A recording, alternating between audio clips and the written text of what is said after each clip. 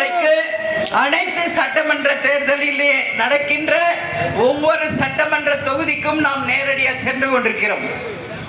அந்த வகையில் இன்றைக்கு 3ஆம் கட்ட பிரச்சாரமாக இன்றைக்கு தேனி மாவட்டத்தில் தொடங்கி டிசம்பர் 2ஆம் தேதி வரை ஈரோடில் நம்மளுடைய 3ஆம் கட்ட பிரச்சாரத்தை முடிக்கிறோம்.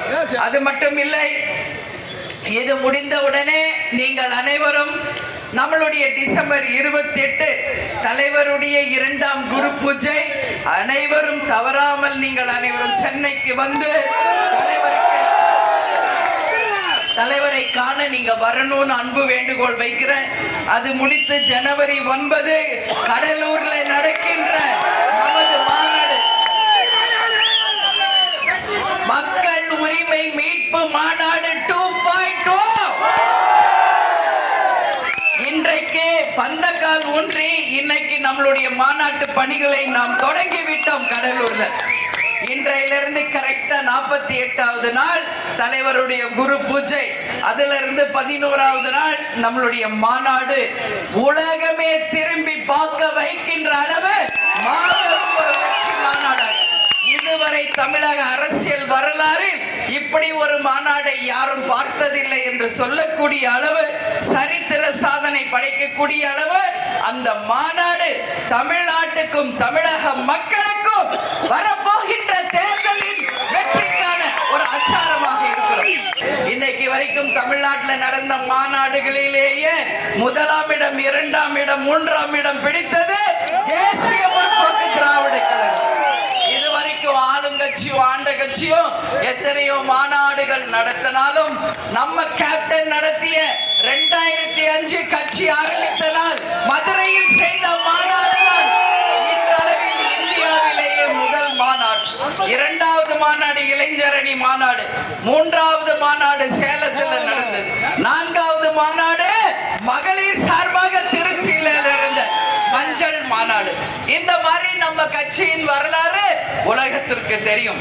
அந்த வகையில் இந்த மாநாடையும் மகத்தான வெற்றி பெற செய்ய வேண்டியது என் அன்பு சகோதர சகோதரிகளாகிய உங்க ஒவ்வொருத்தருடைய கடமை.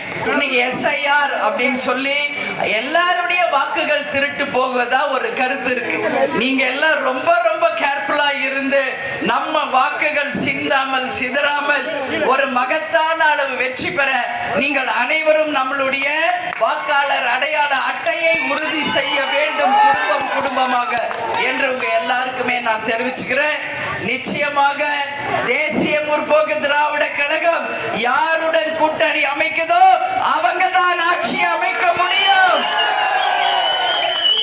எங்கள் நிர்வாகிகள், தொண்டர்கள், மகளிர் அணி சகோதரிகள், தமிழக மக்கள் யார் கூட்டணிக்கு தேமுதிக போகணும்னு நீங்க நினைக்கிறீங்களோ இந்த முறை நிச்சயம் அந்த கூட்டணி தான் தேமுதிக அமைக்கும்.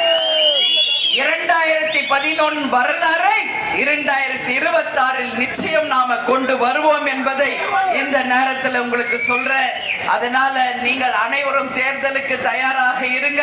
இன்னைக்கு இந்த ரத யாத்திரை, தலைவருடைய ரத யாத்திரை தமிழ்நாடு முழுக்க எல்லா ஊருக்கு வந்துகிட்டு இருக்கு. ரத யாத்திரை பாத்தீங்களா?